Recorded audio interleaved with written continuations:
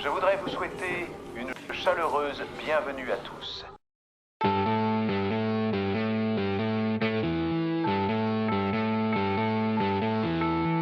Aujourd'hui, nous allons tester la réactivité de certains métaux avec l'eau.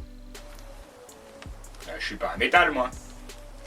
Concernant la réactivité, nous allons nous baser sur deux critères pour l'analyser, son intensité et sa vitesse.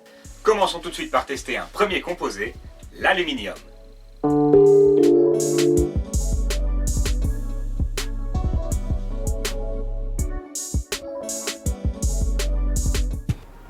C'est nul! Ok, je vous l'accorde, celui-là, c'est pas très impressionnant. Il réagit en fait très peu. Voyons voir maintenant ce que nous réserve le magnésium.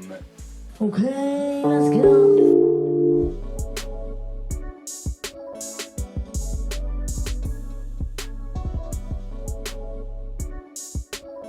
Bon ok, c'est pas grand chose, mais c'est déjà mieux que l'aluminium.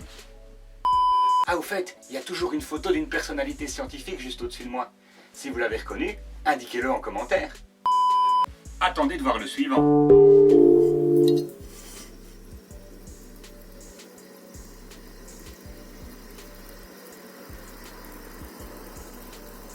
Là, ça commence à devenir intéressant. Le calcium réagit un petit peu avec l'eau. Il y a quelques petites bulles qui sont produites. Ça se fait dans un temps relativement court, mais le meilleur est à venir.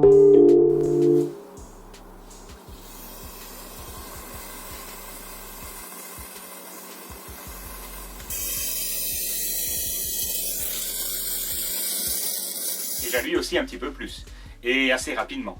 Mais ce n'est pas fini. Il y a encore un composé à tester. Encore. Ça fait beaucoup là, non?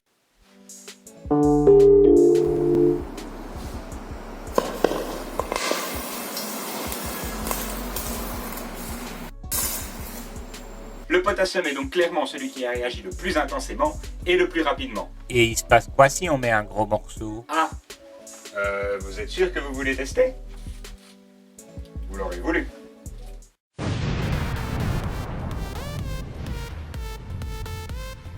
Si nous résumons nos observations, on remarque qu'au sein de la troisième période, le sodium réagit davantage que le magnésium, qui réagit lui aussi davantage que l'aluminium. Et au sein de la période 4, le potassium réagit davantage que le calcium. Dans la famille 1A, le sodium réagit moins que le potassium, et dans la famille 2A, le magnésium réagit moins que le calcium. Dans le tableau périodique, nous remarquons donc que les éléments réagissent de manière croissante dans une même famille, alors que c'est l'inverse au sein d'une même période. Il est également possible de relier cette réactivité avec l'eau et l'électronégativité de chaque élément. En effet, moins un élément va être électronégatif, plus il va réagir avec l'eau. Et l'électronégativité, c'est tout simplement la tendance qu'a un atome à capter des électrons.